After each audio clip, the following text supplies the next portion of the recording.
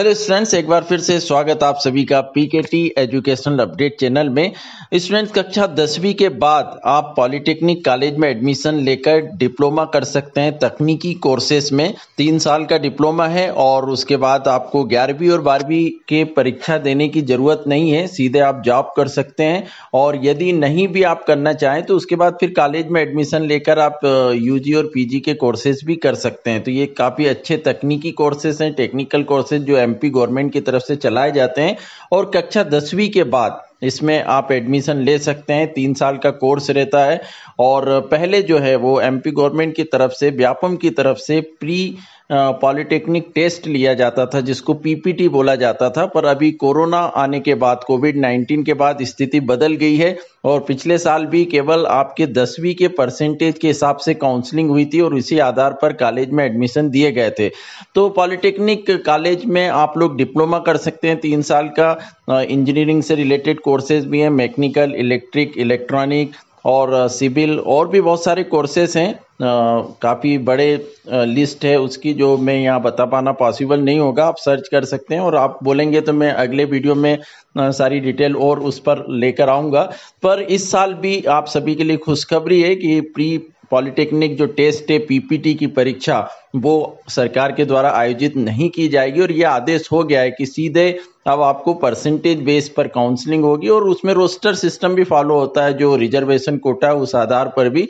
तो आप जिस भी ब्रांच में जाना चाहें, जो भी डिप्लोमा कोर्स करना चाहें 3 साल का, वो आप आसानी से कर सकते हैं। आपके परसेंटेज के आधार पर लिस्ट बनेगी, फिर आप जो भी कॉलेज आपको एमपी में दिया जाता है आप वहां पर एडमिशन ले सकते हैं और 3 साल का एक कोर्स कर सकते हैं। और अब ये भी आर्डर है कि इन 3 साल के कोर्स में आपको 11वीं 12वीं की परीक्षा देने की जरूरत नहीं है, उसी को 12वीं के बराबर माना जाएगा। फिर आप कॉलेज करना चाहें तो वहां पर सीधे एडमिशन ले सकते हैं।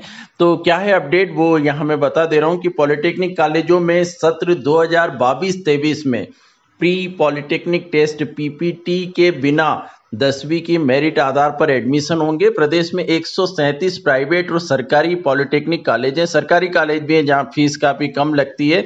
इसमें करीब 28-29 हजार सीटें हैं। तो यहाँ पर कुछ और टेस्ट भी, बी फार्मा, डी फार्मा, इनके भी होते थे, उसको भी निरस्त कर दिया गया और केवल मेरिट के आधार पर अब एडमिशन कराया जाता है। तो दोनों कोर्स में सीटें ज्यादा और विद्यार्थियों की संख्या कम होने से परीक्षाओं का अतिरिक्त बोझ बढ़ रहा था। इसके चलते दोनों परीक्षाएं पीईबी से बंद कराई गई हैं।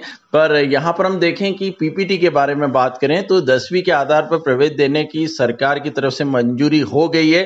पिछले साल भी केवल परसेंट बेस पर ही हुआ था। तो जानकारी के अनुसार तकनीकी शिक्षा विभाग जो एमपी गवर्नमेंट का है, उसने 10वीं की मेरिट के आधार पर प्रवेश देने संबंधी प्रस्ताव शासन को भेजा था। विभाग ने इसे मान लिया गया और पीपीटी की परीक्षा अब निरस्त कर दी गई है।